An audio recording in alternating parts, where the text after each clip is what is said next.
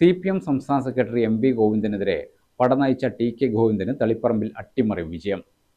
MV Govindan പിന്നാലെ ഭാര്യ PK ശ്യാമളയെ സ്ഥാനാർത്ഥിയാക്കിയതിനെതിരെ രംഗത്തെത്തിയ TK ഗോവിന്ദനെ കുലംകുത്തിയെന്നായിരുന്നു party വിശേഷിപ്പിച്ചത്. അപ്പോഴും തന്റെ ആരോപണത്തിൽ ഉറച്ചുനിന്ന TK ഗോവിന്ദന് കോൺഗ്രസ് പിന്തുണയും പ്രഖ്യാപിച്ചു. വോട്ടെണ്ണലിൽ ഏതാണ്ട് എല്ലാ സമയവും ആധിപത്യം പുലർത്തിയ TK ഗോവിന്ദൻ PK ശ്യാമളയ്ക്ക് വലിയ അവസരങ്ങളൊന്നും നൽകിയില്ലെന്ന് വോട്ടെണ്ണൽ ഫലങ്ങൾ കാണിച്ചു. ഇപ്പൊ മനസ്സിലായല്ലോ, ഞാൻ പറഞ്ഞു അത് മെയ് 4 കഴിയട്ടെ, ആരൊക്കെ എൻ്റെ കൂടെ ഉണ്ട് എന്ന് അപ്പോൾ നിങ്ങൾക്ക് കാണാം എന്ന് ഞാൻ പറയുണ്ടായി. ഇപ്പോൾ അത് തെളിയിക്കപ്പെട്ടിരിക്കുകയാണ്. ഈ പാർട്ടിക്കകത്ത് ഇനിയും ഇതൊന്നൊരു പാഠം പഠിക്കാൻ പാർട്ടി തയ്യാറാവണം എന്ന അഭ്യർത്ഥനയാണ് എനിക്ക് നടത്താനുള്ളത്. തീർച്ചയായിട്ടും ഇത് കേരളത്തിലെ കമ്മ്യൂണിസ്റ്റ് പാർട്ടിയിൽ ചർച്ച ചെയ്യപ്പെടും. കമ്മ്യൂണിസ്റ്റ് പാർട്ടി സ്വീകരിച്ചിട്ടുള്ള ജനാധിപത്യ വിരുദ്ധ നിലപാടുകൾ, ധാർഷ്ട്യം നിറഞ്ഞ നിലപാടുകൾ തിരുത്താൻ അവർ സന്നദ്ധരാകും എന്നാണ് ഞാൻ പ്രതീക്ഷിക്കുന്നത്. അത്തരത്തിലുള്ള ജനാധിപത്യ ബോധത്തിനാണ് UDF എനിക്ക് പിന്തുണ നൽകിയിട്ടുള്ളത്. ആ നിലയിൽ തന്നെ UDFന്റെ ഒരു MLA ആയി ഞാൻ എന്നെന്നും UDFനോടൊപ്പം ഉണ്ടാകും.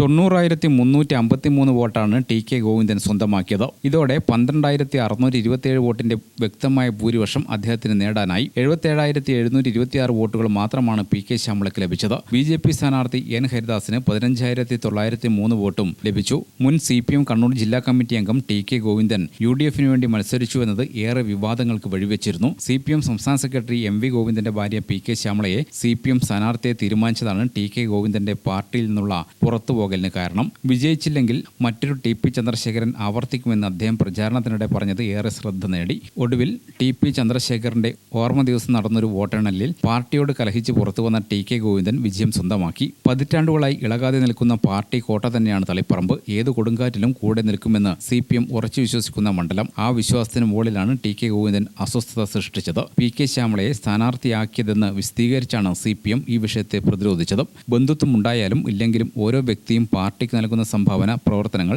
ചുമതലകൾ ഇതെല്ലാം അടിസ്ഥാനപ്പെടുത്തി കൂടിയാണ് സ്ഥാനാർത്ഥിയെ നിശ്ചയിക്കുന്നത്. അങ്ങനെയാണ് PK ശ്യാമളയും സ്ഥാനാർത്ഥിയായത്. അല്ലാതെ പാർട്ടി സെക്രട്ടറിയുടെ ഭാര്യയായതുകൊണ്ടല്ലെന്നായിരുന്നു CPM കണ്ണൂർ ജില്ലാ സെക്രട്ടറി KK രാഗേഷ് മാധ്യമങ്ങളോട് വിശദീകരിച്ചത്. 2016 നിയമസഭാ തെരഞ്ഞെടുപ്പിൽ ജെയിംസ് മാത്യു 40,000 വോട്ടുകൾക്കാണ് മണ്ഡലത്തിൽ നിന്നും വിജയിച്ചു കയറിയത്. News desk Gramika news.